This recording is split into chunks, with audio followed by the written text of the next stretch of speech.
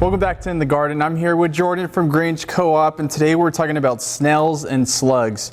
Jordan, I know sometimes people might have a little overpopulated slug problem, but what can we do to kind of like deter that or just kind of deter them away? Sure.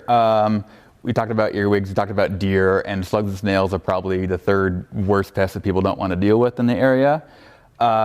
They're common. We have relatively mild winters, we have an abundance of moisture, and that's going to cause slugs and snails. So everyone who's visiting from, down south in the desert might get a little bit of an eye-opener for how much this is a pest they didn't really anticipate having to deal with, but they're actually really easy to deal with.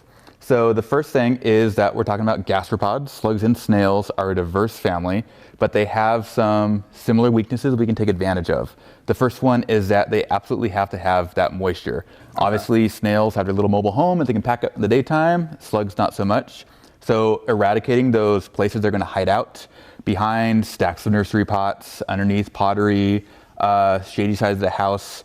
As much as we can expose those to the elements, that's less of a place they can hang out.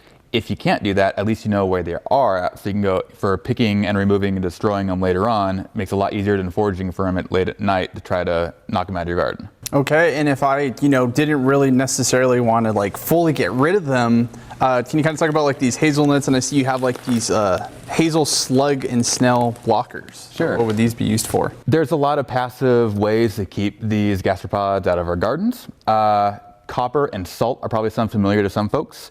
Copper is kind of practical on like raised beds and pots, but it may not be the most cost effective. It actually creates an electrical charge when their mucus touches it, but something like the hazelnuts as a mulch works as a really great deterrent to them. They don't like crawling on that. It's so effective that a lot of our plant growers actually use that in some of their slugs and snails' favorite plants like hostas and hellebores. Salt is something I would probably recommend not putting in and around your garden. Yes, it is effective at damaging and hurting slugs and snails, but it's also, with repeated use, going to make that soil inhospitable to them. That being said, there are actual targeted bait options, natural, organic, inorganic, to consider. Iron phosphate is pretty common in a lot of these more naturally derived ones. It's a chemical compound that's going to make those slugs and snails just basically not be hungry, make them immobile, and they're just going to go chill somewhere for a few days until they're gone.